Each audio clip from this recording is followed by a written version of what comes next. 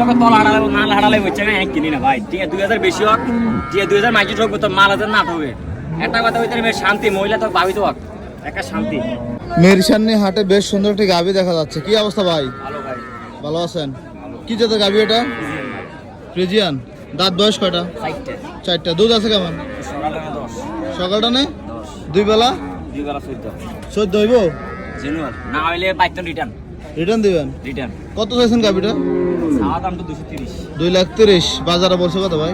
এই বলে 180, 90। 1,80,90 বলে। বাসের কোনটা এটা? বাছুর একের আছে বামা বামা ব্রাহ্মা।